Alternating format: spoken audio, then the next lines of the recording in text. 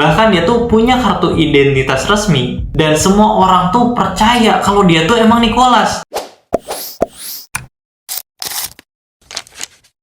Halo guys, balik lagi bareng Ardian di Storytime with Ardian. Jadi kali ini gue mau ngebawain salah satu kasus yang menurut gue plot twist banget nih men. Jadi ada kasusnya Frederick Bordin dan misteri Nicholas Barclay. Sebelum gue lanjut ke pembahasannya, jangan lupa like, komen, sama subscribe buat berlangganan ya men. Oke, langsung aja mulai guys, kita ke pembahasannya, let's go. Kita mulai di tahun 1994 di San Antonio, Texas. Nah, di San Antonio ini ada seorang anak yang berusia 13 tahun yang bernama Nicholas Barclay. Suatu sore, si Nicholas Barclay ini tuh main sama temennya dan anehnya nggak pernah pulang dan hilang gitu aja nih men. Tanpa jejak, tanpa pesan sama sekali. Dan bahkan hilangnya si Nicholas ini kurang lebih selama 3 tahun setengah. Keluarganya tuh hidup dalam ketidakpastian. Setiap hari berharap ada kabar.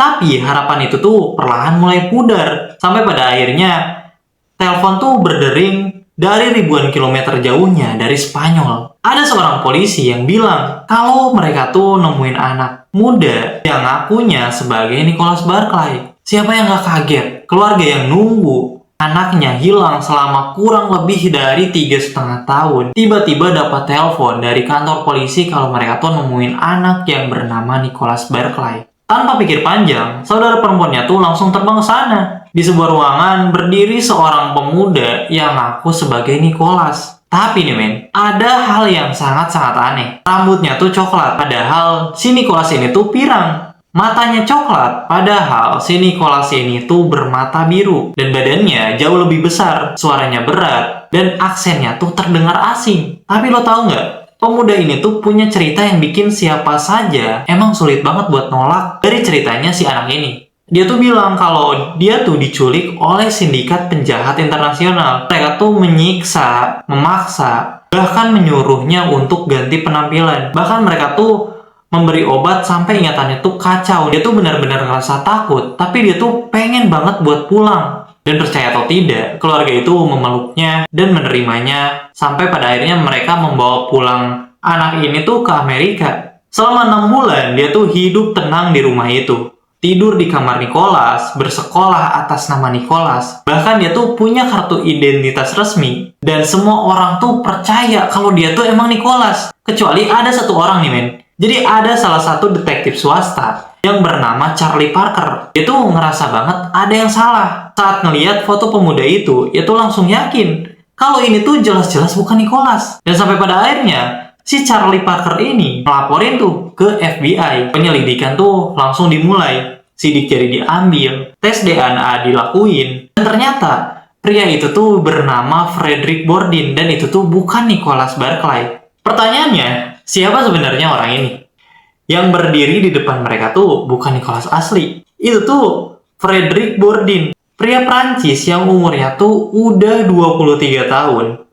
Rambutnya coklat, matanya coklat, badannya tuh lebih besar, dan aksennya tuh jelas beda banget. Tapi si Bordin ini tuh jago banget main peran men. Sebelumnya, kenapa si Bordin ini tuh mau tuh ngelakuin hal ini?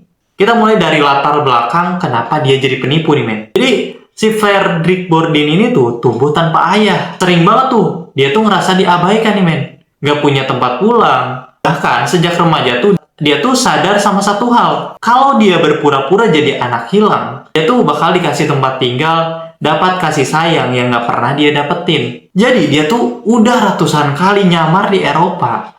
Dan dia tuh selalu berhasil sebentar, terus ketahuan, lalu mulai lagi aksinya. Dan dia bahkan dijuluki penipu anak hilang. Dan itu pernah bilang, kalau saya tuh cuma mau diterima sebagai bagian dari keluarga. Siapa sih yang gak mau diterima di keluarga ya? Nah, pas dia dengar kabar Nicholas Barclay, dia tuh mikir kalau itu tuh kesempatan dia buat ngelakuin aksinya.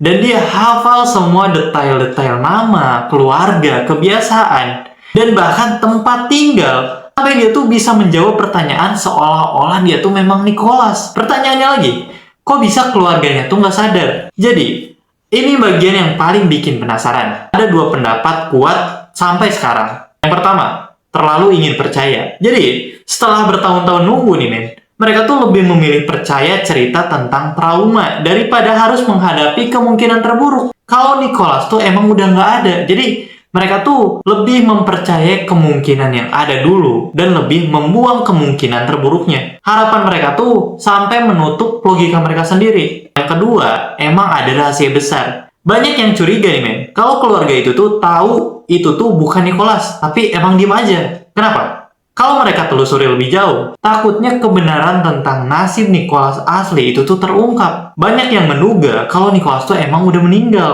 Entah karena kecelakaan atau kekerasan di rumah, dan mereka tuh takut ketahuan.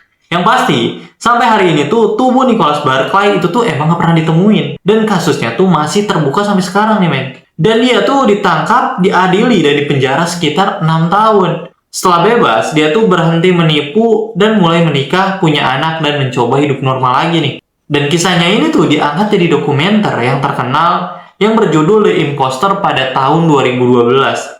Dan dalam wawancaranya juga, dia tuh pernah jujur, kalau saya tuh nggak mau curi uang atau harta. Saya tuh cuma pengen dicintain dan mau punya keluarga. Itu saja yang saya cari seumur hidup. Dan part terakhir tuh, penutupan yang bikin mikir banget nih, men. Jadi ini tuh bukan sekedar cerita penipu ulung.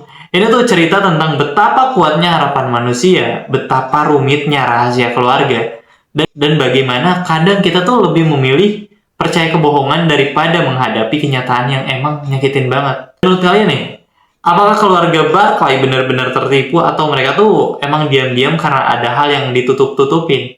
Kalian tulis di kolom komentar di bawah ya.